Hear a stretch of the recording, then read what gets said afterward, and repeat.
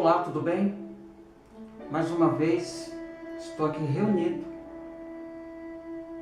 junto com o Pai, com o Filho e com o Espírito Santo para ensinar a palavra de Deus. Feche teus olhos e vamos fazer uma oração.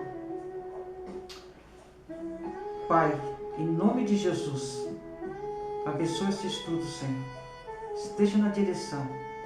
Não permita que nada venha se levantar, que está reduzida a nada e venha cair por terra toda barreira, para que possamos aprender a Tua palavra, Senhor. Em nome de Jesus. Amém. Então, nós vamos estar dando continuidade sobre o nosso estudo, preservando a identidade da igreja. Vamos estar falando sobre características principais que revelam a identidade da igreja. Dessas características, como igreja, não podemos fugir jamais. Ou estaremos assumindo uma outra identidade, menos a que Cristo deixou para a sua igreja. Vamos ver aqui no meu computador a primeira característica.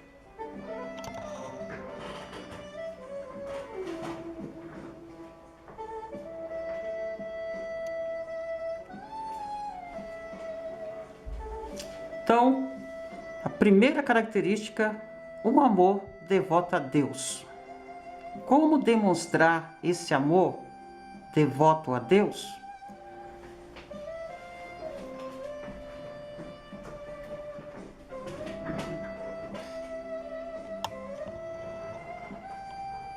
Então, como demonstrar esse amor devoto a Deus? Primeiro, devemos amar a Deus com todas as nossas faculdades humanas. Fala do coração e da alma, tá? Amar a Deus com todas as nossas faculdades racionais. Trata do pensamento e fala da razão. E amar a Deus sem ter reservas. Glorificado e exaltado é o nome do Senhor. O que é isso? Amar a Deus sem ter reservas. Ora, no Evangelho de Mateus, capítulo 22, versículo 37 diz: ama teu Deus de todo o teu coração, de toda a tua alma e de todo o teu entendimento. A palavra toda aparece 3 vezes. E o que isso quer dizer? Ora, quer dizer que não se deve ter qualquer reserva em devotar amor a Deus. Exemplo, quem dizer que ama a Deus e não obedece em tudo, não está amando a Deus de todo o coração. Tem aqui algumas reservas. Tem alguma coisa acima, no lugar de Deus. Mateus 6,33 diz: buscar primeiro o reino e a justiça, que é Cristo, e as demais coisas serão acrescentadas. Infelizmente, tem um determinado grupo de pessoas que estão aí na casa do Senhor buscando as demais coisas, ou seja, buscando reservas em vez de buscar a Deus. O ser humano que está em Cristo, que ama a Deus de todo o coração, ele deve buscar uma vida santa, independente do lugar que ele está inserido na sociedade. Tá bom? Ainda que seja só ele de crente, em meio a um nevoeiro que testemunha não crente, essa pessoa com certeza vai ser diferente. Vamos ver aqui no meu slide a conclusão dessa primeira característica.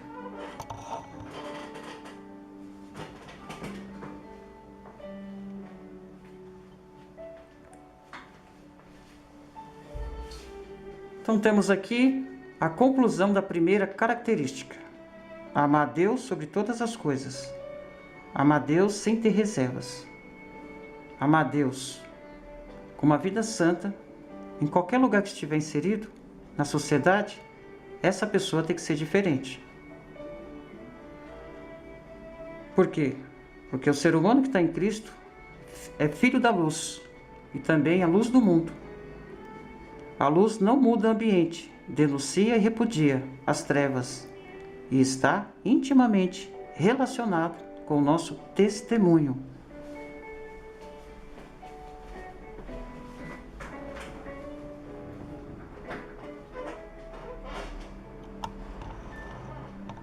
Viu aí que interessante? Nós somos considerados sal da terra e luz do mundo. E a luz do mundo deve dar testemunho em qualquer lugar que estiver inserido. Eu tenho um livro aqui que é da Escola Bíblica Dominical. E na lição 9 trata disso. Fala do poder do testemunho. Muito boa a revista.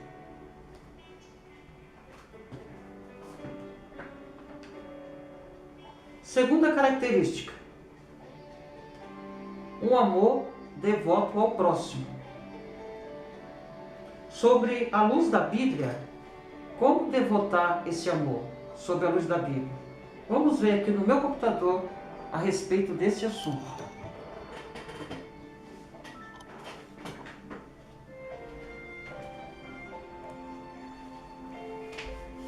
Então temos aqui uma passagem bastante interessante e bastante conhecida. Fala a respeito de Ruth.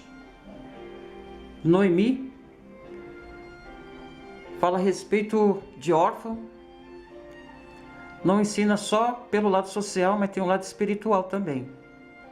Então Noemi, no país de Moabe, ela passa a ser viúva e também perde os 2 filhos. E decide voltar para Belém, porque o Senhor havia visitado o seu povo. Órfão voltou para sua família. E Ruth decidiu, de um gesto de amor e apego com seu próximo, Noemi, sair do seu país de Moabe e ir, junto com a sua sogra, buscar esse meio de sobrevivência lá em Belém. Veja as palavras de Ruth. Então Ruth madrugou cedo em ajudar a sua sogra, sinal de companheirismo, de amor ao próximo.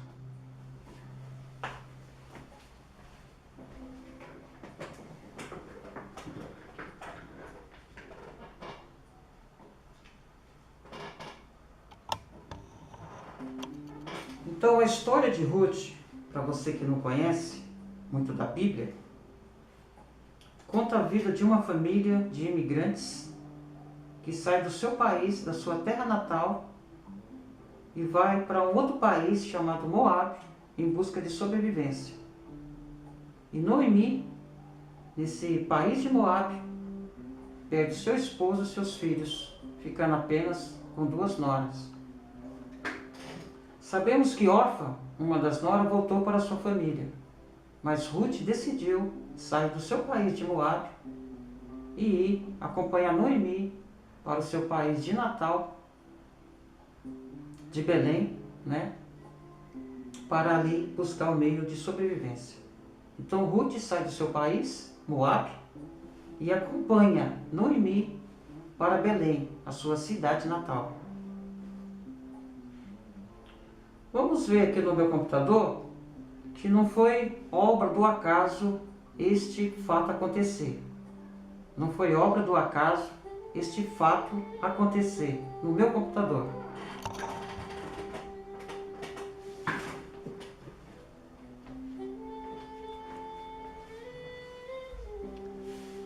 Então não foi por acaso que Noemi voltou para Belém. Então, para ajudar Noemi e também a se manter, Ruth vai buscar um meio de sobrevivência. E nesse país, Belém, Deus abençoa grandemente a vida das duas. Louvado seja Deus por isso. Precisa ler o capítulo para estar entendendo toda a história.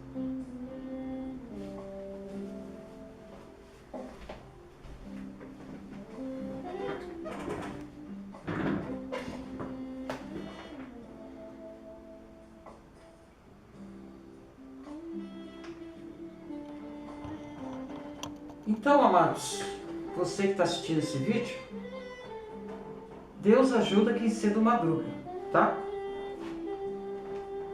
Eu tenho um livro aqui bastante interessante e tem uma expressão bastante linda e maravilhosa que se deve fazer pelo próximo.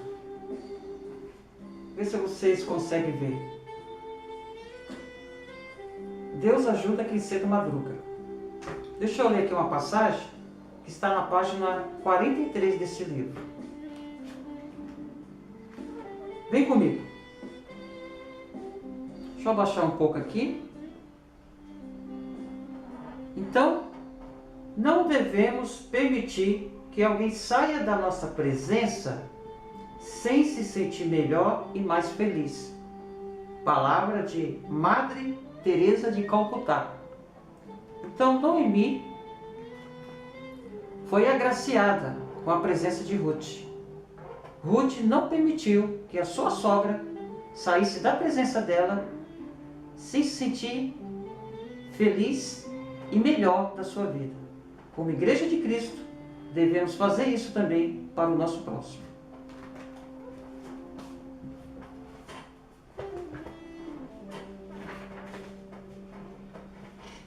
O livro de Ruth, além de se valer pelo lado social, também se vale pelo lado espiritual.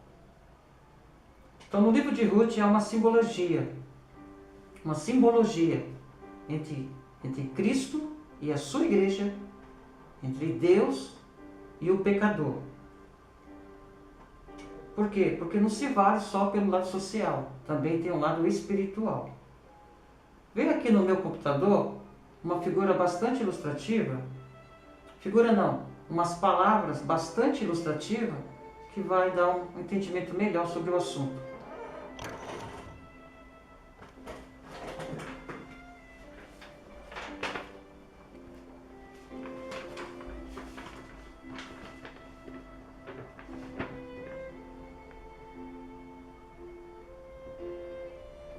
Então temos aqui uma reflexão espiritual.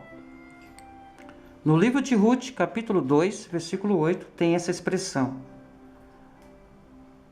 não vás colher em outro campo. O que significa isso?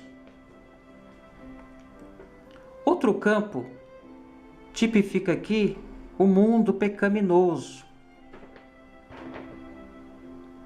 Campo de Boaz tipifica lavoura de Deus. Ruth foi acolhida nessa lavoura e foi resgatada, assim como Cristo resgatou a sua igreja. Boaz também tipifica um lado espiritual. Tipifica o quê? O remidor, figura de Cristo. Remir significa tirar do cativeiro, do poder alheio, resgatar e salvar. Boaz representava tudo isso para Ruth e Noemi, tipificando assim Cristo como o único e verdadeiro remidor da humanidade.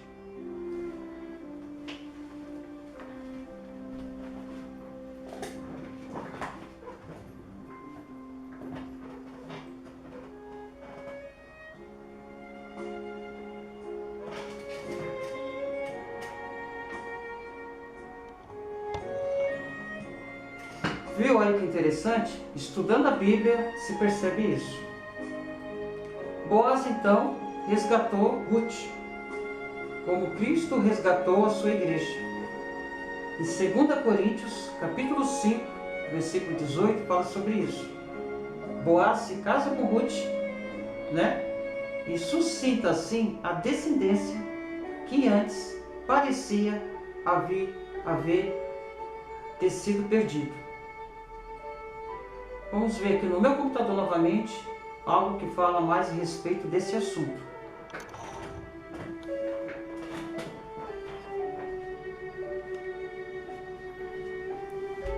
Então temos aqui uma tabela bastante interessante. Além de se valer pelo lado social, também se vale pelo lado espiritual. Então, de Gênesis a Apocalipse, em Ruth, Cristo é o nosso parente resgatador. Bastante interessante e importante a Igreja de Cristo saber isso.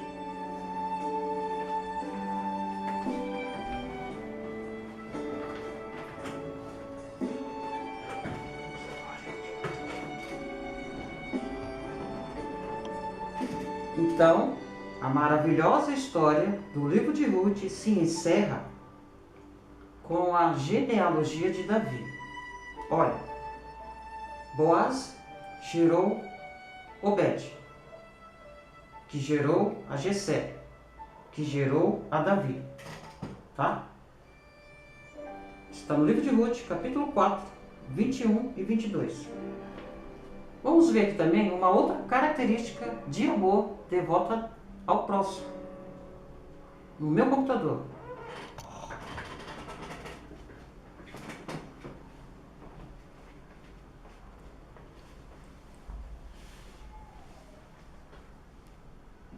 Então temos aqui uma outra segunda característica de amor devoto ao próximo, bastante conhecida pelos crentes.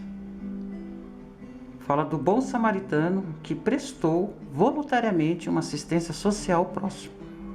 Cuidou da sua ferida, levantou ele com cuidado e ali levou ele para uma hospedaria para receber então até um melhor atendimento. Vamos dizer assim, um PS nos dias de hoje. Pronto-socorro. Eu não vou nem falar do levita e nem do sacerdote, que passando pelo caminho viu este homem machucado e fingiu que não viu. Que Deus venha ter misericórdia. Então o próprio Jesus andava por toda parte pregando, anunciando o Evangelho. E andava fazendo bem. Assistência social. Ora, se Cristo fazia isso, e é a ordem imperativa de Deus, por que muitos de nós não fazemos isso? É bom para a alma fazer, e é bom para o coração, principalmente para o próximo.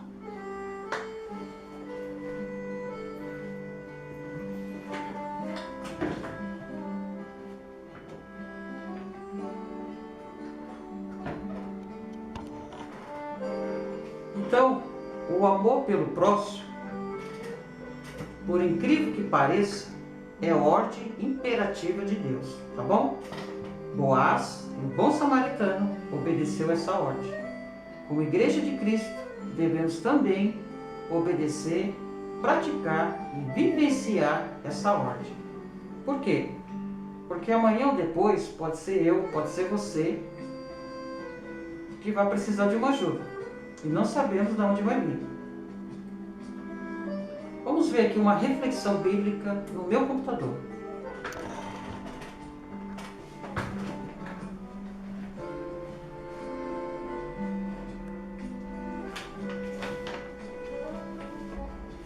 Então temos aqui uma reflexão bíblica de assistência social ao próximo, ordem imperativa de Deus. Vou apenas resumir esse quadro negro.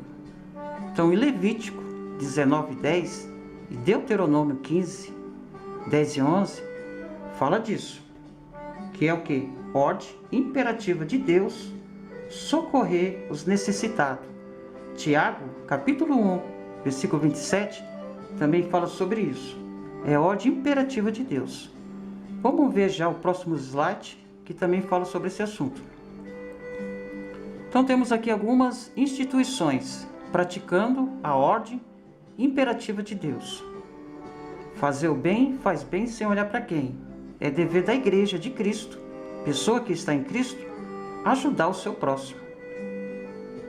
Então entre em contato pelo Google, digita um dessas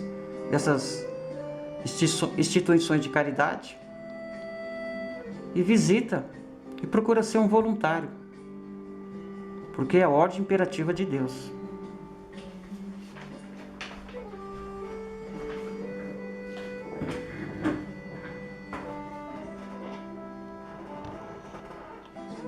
Então, ajudar o próximo é a ordem imperativa de Deus.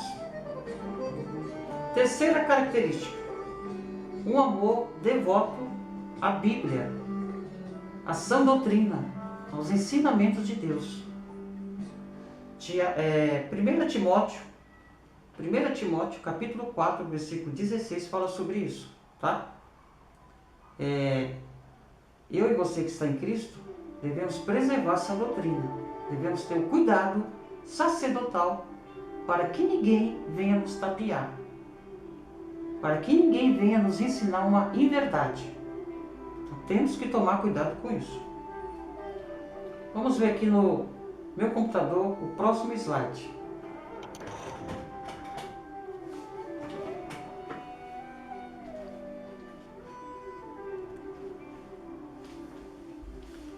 Então temos aqui a terceira característica, um amor devoto à sã doutrina.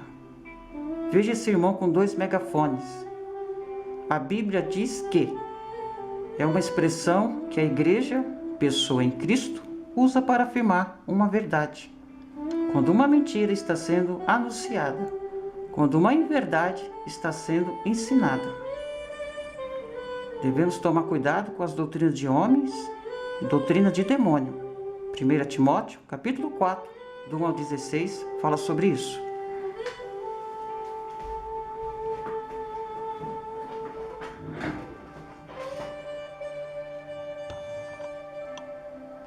Então, como Igreja de Cristo, devemos preservar a identidade da Bíblia, pois a nossa fé está baseada nela. A defesa da nossa fé está na Bíblia.